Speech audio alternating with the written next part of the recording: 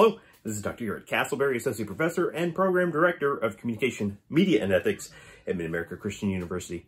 I'm here with our COM 2113 Media Culture and Social Influence Week 3 digital lecture, our asynchronous dialogue as students are examining the texts, coming up with important questions, and we're doing our best to make use of those questions as the raw ingredients for lecture material, right? It's a lecture with context. It's a lecture that's student focused, and that's our goal here. That's our goal in the major, but that's especially our goal in this course. And of course, at times it can be complex and difficult to be communicating with all students in a live type of capacity, in an even type of capacity, but we're doing what we can to engage in service those questions throughout the course. So we're looking at week 3 readings from several different books, including Arthur Asa Berger's Messages, Arthur Asa Berger's Media and Society, A Critical Perspective. I believe it's the 2nd edition. And then just behind my right shoulder here, Popular Millennial, oh my goodness, Communication Theory and Millennial Popular Culture, essays and applications from editor Kathleen Glenister Roberts. But she's the editor, she's a contributor, but it's what we call an anthology, right? There are multiple contributors. Each chapter is a different author. As a matter of fact, when we looked at a previous chapter that was helping translate for simplify Stuart Hall's encoding decoding model, which is fantastic reinterpretation of the communication model, which itself has been sort of explained in many ways and in several different fields, and you all have picked up on this. But also, it helps that chapter uses popular culture to simplify the theory for us. That's what this book is about. All right. So I think as we got deeper into the course, many questions start to arise, many student concerns about, whether or not pop culture is significant.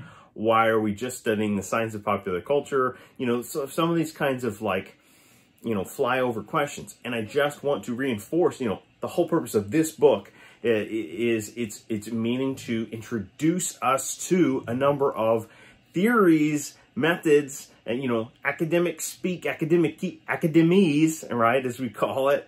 It's trying to translate that for us. It's simplifying deep theory, right? Real intensive theory, whether it's critical or from the social sciences, and translate that for us using relatable examples in the form of popular culture artifacts, okay? And so sometimes the questions, they're perhaps teasingly, but just so that we're on the same page, at times they could read like they are unsure if we're simply just trying to analyze popular culture. No, not at all. We're using popular culture to understand communication, right? So sometimes it's the reverse of that. And when we, why popular culture? Well, because it's become one of the broadest forms of communication across the globe, right? We know this, right? It transcends borders. It transcends languages. So how are we to not look at it as a central language of communication, which is a great tie-in to the week 3 readings and questions that are about semiotics, the study of signs and symbols, all right? And why are those important? Because our whole world is filled with signs and symbols, and we're constantly encoding and decoding these signs and symbols. And when we get it wrong, when we're interpreting it wrong, then we're miscommunicating. Then we're not hearing clearly enough, right? Then we're not with it. We're not getting the message. And sometimes that message is intentionally masked from us, right? So we want to understand and appreciate this about popular culture, about how we're often used by it, right? It's a huge sell point. It's an enormous draw, especially in a country like the U.S. And if we can add to our training, to our critical thinking abilities, we can assess it with more agency, as cultural theorists would say, right? With more choice and like informed choice. I mean, you can choose all day long whether to consume something, not consume something, watch something, not watch something, right? Give into your, personal bias or attempt objectivity.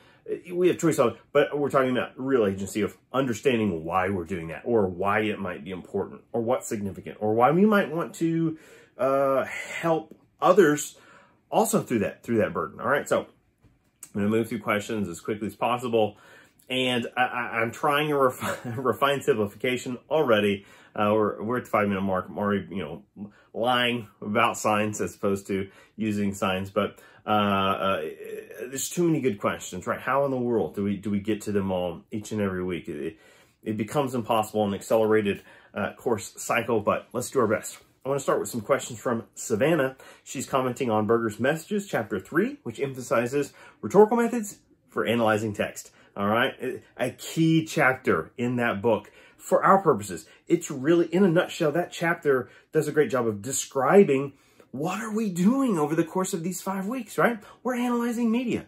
And sometimes we're using methods that are very close to what we understand as rhetorical methods, meaning that, the study of how texts persuade and influence us. That's the course title, right? Are we there yet? Are we all getting this?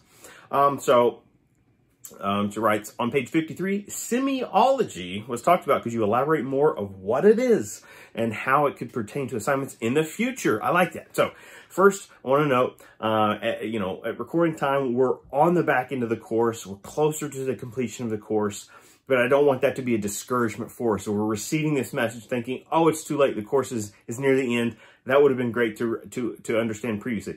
If you're in the comm major, it's cyclical. We'll revisit these aspects. There are other courses where we're doing media analysis, maybe different types, maybe different styles, definitely different types of analytic methods that we're using, but it's okay, right? And there'll be larger projects that you can work on at a later time that do allow you to pick these conversations back up and revisit them. And 2 of the texts we use in this course, at least, I'd have to double check all the rubrics, but are revisited in future courses, so you'll get further exposure there. For those not in the class, that's okay. It's okay. What a journey you're making. We love that you've been visiting us in the communication, media, and ethics major. But can you elaborate more on what it is, meaning semiology, and how it could pertain to future assignments? We're talking about semiology is another word for semiotics or semiotics, right? Just, tomato, tomato. But the study of signs and symbols. And why is that important? Well, because signs and symbols play an enormous role, innumerable role in our everyday lives. And if we're, we learn very basic signs and symbols. I mean, my goodness, think about workbooks in grade school. Are these not introducing us to signs and symbols? Scratch that, go further back. What about when we're younglings, right? When we're very young children, what are the first books we're exposed to? Is it not these full, small little square books of just basic images, shapes, colors? What is a shape? What is a shape? A shape's a sign, right? It's our first introduction to math, right? It's our first introduction to sort of material reality. Conceptualizing the universe in terms of, numbers and shapes and pictures and images. Signs and symbols, right? So signs and symbols are... Now, I'm biased. Hey, here's me owning bias. I have no idea how semiotics isn't fundamental to, to a majority of communication degree programs. But, different strokes for different folks, right? And quite frankly, we're all, guilty of engaging in signs and symbols in various levels. I don't want to get into that too much because there's another question about this. I love the questions in week 3, some of our best questions. Sad there's not more time to get into more of them, but that's a tease for where we're going to take the bulk of this conversation. Kathleen Roberts, Communication Theory, Chapter 7, Introducing Semiotics Through the Hunger Games. And I do believe different author of that chapter, right? Roberts being the editor. On page 86, here we go. Polyvalent is a key word mentioned. How does this term go with semiotics or relate to it? Excellent question. there is a subhistory. If we were in grad school, right, you would get even more readings that you could read, and we would start to take these fragmented sojourns into each of these theoretical terms. We just simply don't have time for that, and it's an introductory course. So we're giving you an array of new terms that to say these do play a role. These do have importance, significance, or value. This term polyvalent, or I'm trying to think. I was in a webinar earlier this week, or watching some kind of video, and someone was, impressing how they study. How did they phrase it? Is it polyvalent? Right, polyvalence, and certainly things like between autocorrect and our overabundance of slang in culture, urbandictionary.com being a kind of example of that, exhibit A, if you will. Pronunciations vary and so on. But let's break this apart. Poly meaning multiple, right? Poly having that root definition. Valent, we're referring to values here. So multiple values, right? So how does a text have multiple values? How does it have polyvalence? That is to say, what's not just its overt meaning, what's its covert meaning? So this reminds us of Stuart Hall's model a little bit too. What is the clear message it's communicating, and then what are the buried layers of additional messages, if they exist?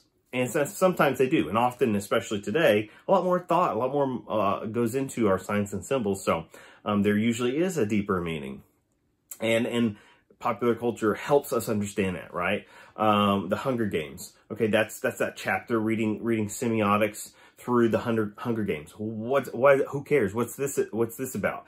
Well, it's helping us understand through a pop culture text why this is relevant to everyday real life, and that's a question I'm pulled from another individual we'll get to shortly. But how does that term go? I'm sorry. How does it relate to Hunger Games? Well, here's a fictional story about a dystopic or dystopic future, or present future, right? Alternative universe, as we say, and but it's also a hero narrative, right? So those are two separate things. Here's a parable in a fictitious world. Here's also a kind of hero journey narrative that's taking place.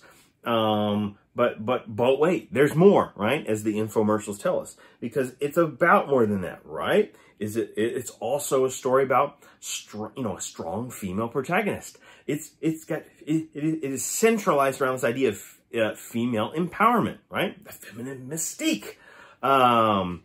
And yet there's even more, right? It's not just one story. It's several stories. It's not just a film series. It might be the first thing we're thinking of if we just remember it's based off of a book series. But are books just books?